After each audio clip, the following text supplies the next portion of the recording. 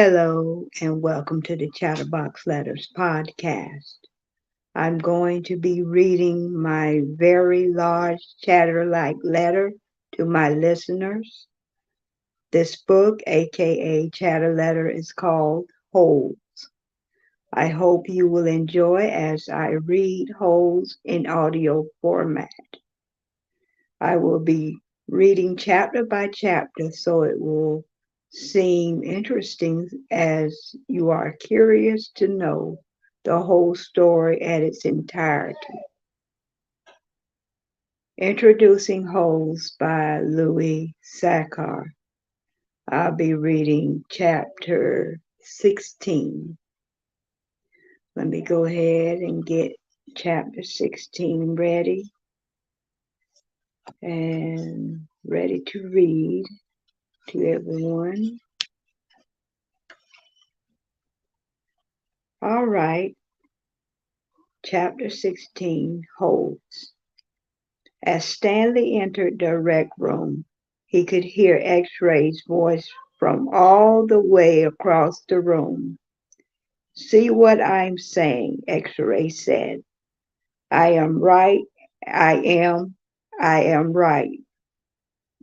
The other bodies in the room were little more than bags of flesh and bones dumped across broken chairs and couches.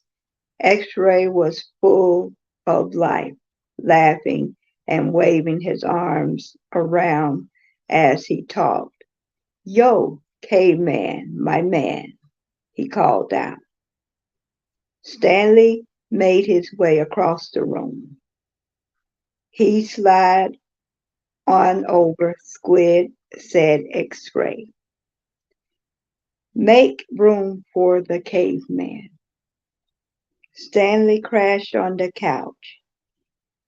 He had looked for a hidden camera in the shower.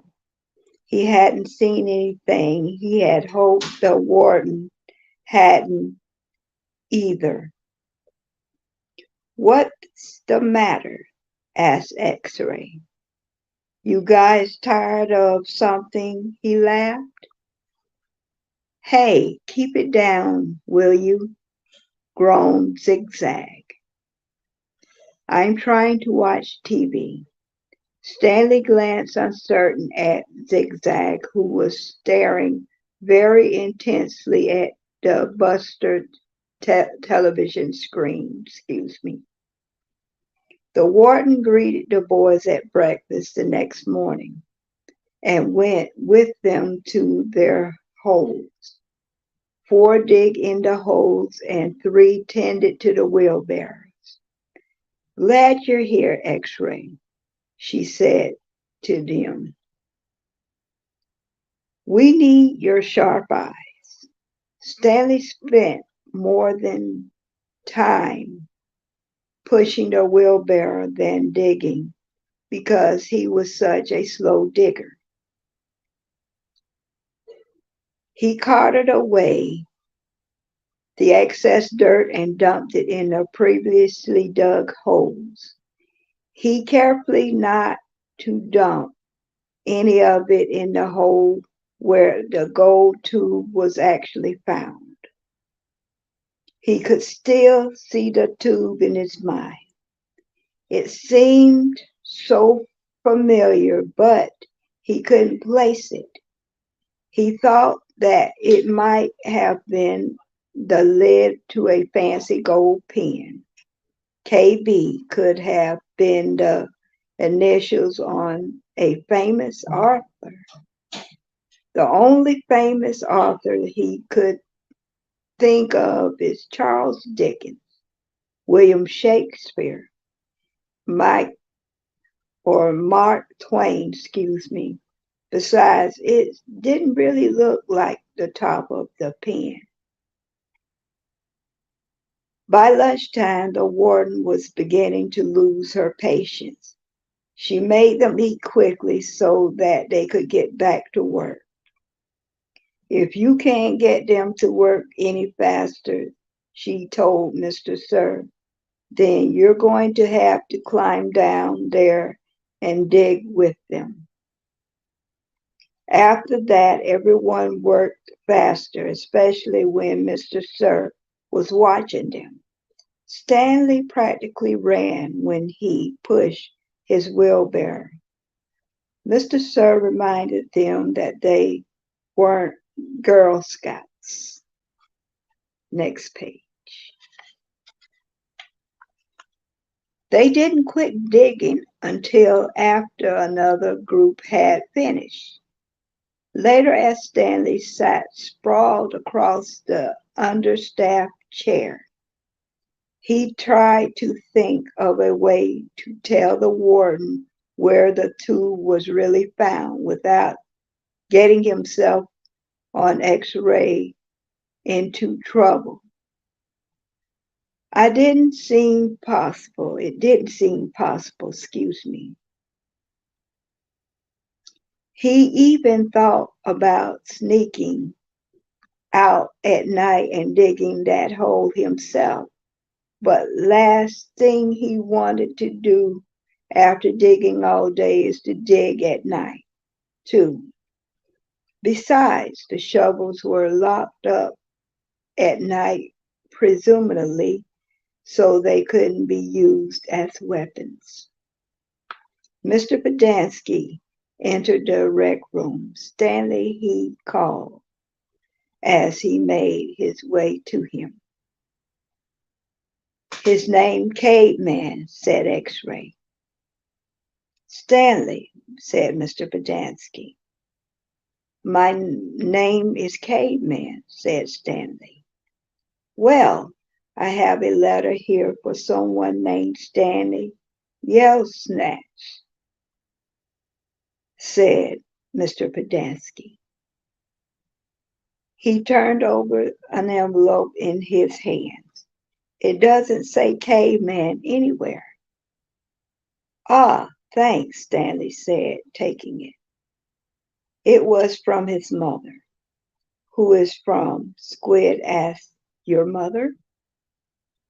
Stanley put it in a big pocket of his pants. Are you going to read it to us? Asked Armpit. Give him some space, said X-ray. If Caveman doesn't want to read it to us, he doesn't have to. It's probably from his girlfriend. Stanley smiled. He read it later, after the other boys had gone to dinner.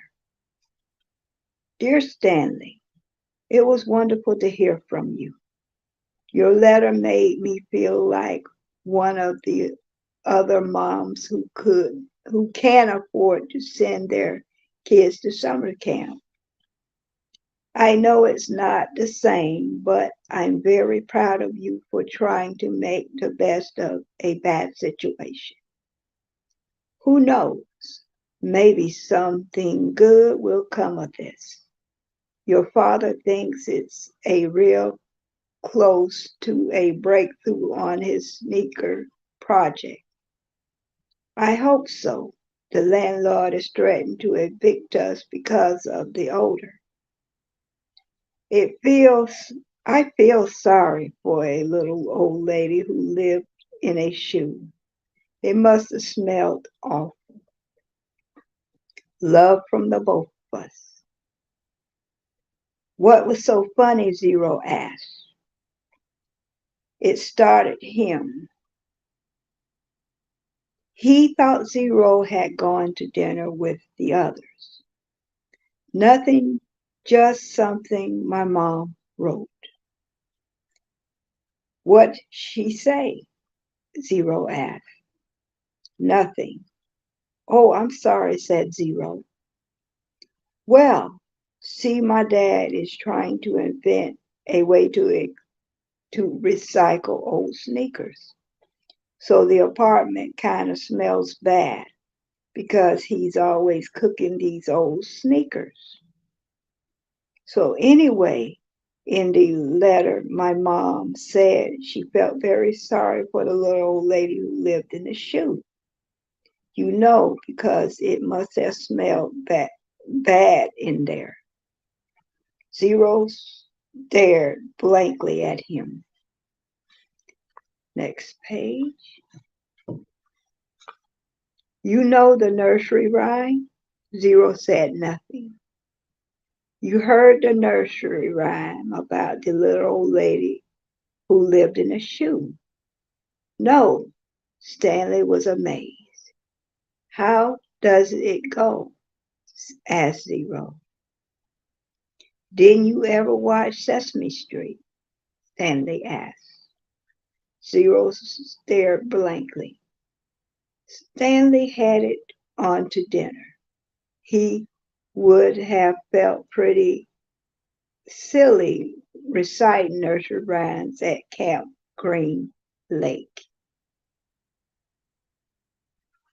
That chapter was kind of funny, but it was all there. It was all there. And I can sense the warden getting kind of upset because everybody was like working slowly. But she had a good head on her shoulders. I really like this warden with Stanley and the boys and how she got them working kind of easy, with helping each other, paired them up, helping each other dig those holes so it wouldn't be so hard, like for one boy who dig a 5-foot hole. Well, they're digging 6-foot holes, but with help, you know. And I think that's wonderful of the warden to make it a little bit easier on the boy. All right. I want everyone to like, share, subscribe to my podcast. Hit that notification button to know once I go live. Ring that bell for updates on my podcast. And if you have a chatter letter that you would like to have broadcast on my podcast, send that chatter letter to Post Office Box 5556, Lakeland, Florida 33807. You can write whatever you want to write in that chatter letter, as long as you keep it clean, your words clear and discreet. And everyone, you guys, please send me that first chatter letter. I would really appreciate it. And everyone, please do not hesitate to send me that first letter. Always procrastinate and send me your chatter letters today.